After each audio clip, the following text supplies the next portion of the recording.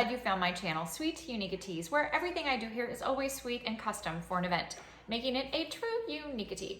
Today, I'm going to be showing you how to make a really cool thanks for coming gift, we'll call it. I think that something that really elevates you as a host or hostess is that when your guests leave, that you give them a little something to take with them, and it just kind of shows them that you really care about them, that you appreciate them coming.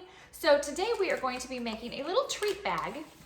And what's really cool about this treat bag, besides what is inside it, is that I took a basic piece of printing paper and I turned it into an old vintage looking scary label, and I put something kind of, you know, scary but very sweet Uniqueity on it. So totally customizable however you want, depending on the kind of party that you're having, but I'm going to show you how Sweet Uniqueities does it. So let's jump into today's project. So when I think of creepy, scary stories, one of the creepiest ones that I have ever, been exposed to, I would say would be Snow White and the Seven Dwarfs, because there is nothing more creepy than, a princess in primary color dress with 7 little friends that all have names that are basically adjectives. So that's scary stuff. So hopefully you've all seen this, and I'm not giving anything away, but there's a scary witch and she has a poison apple and she gives it to Snow White and it's just dreadful. So I'm using that portion of the story for my saying on my label. So pick whatever you want, go Edgar Allan Poe with the ravens, do mummies, do spiders, do whatever that you want to do. But I chose Snow White, and I went to my computer and I typed up some of the text, and then I added my own, and I will read it for you so that you can kind of see where I was going with it. I found a little clip art, a little gory apple, and then I used a font that I believe, I forget what it's called. I think it's called Old Time font. But anyway, I will link that down below. But it looks a little gothic and a little bit vintage because it's Old English looking. So anyway, so what I put on my label was, one taste of the poison apple and the victim's eyes will close forever in sleeping death. That's terrible. That is why this cookie contains no apple, as a sleeping death sounds dreadful. Thanks for coming, Sweet Uniqueity. So that is going to be what's on my label. You can put whatever you want, but that's just what I chose to do. So since I printed it out, what I'm going to do is I'm going to tear the edges.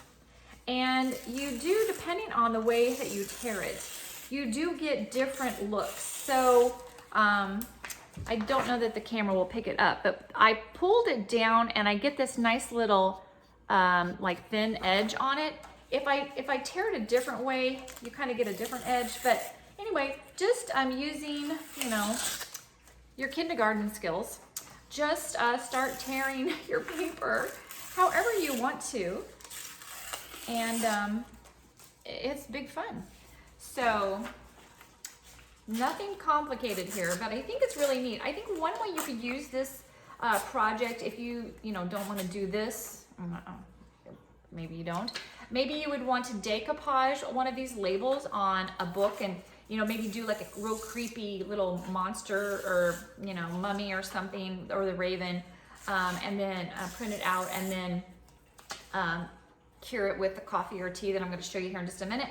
And then voila, you have a neat aged picture, and you can decoupage it on a book or a tray or something. So this is you're not limited to a label. But anyway, once you get it torn out, it looks like something like this, okay?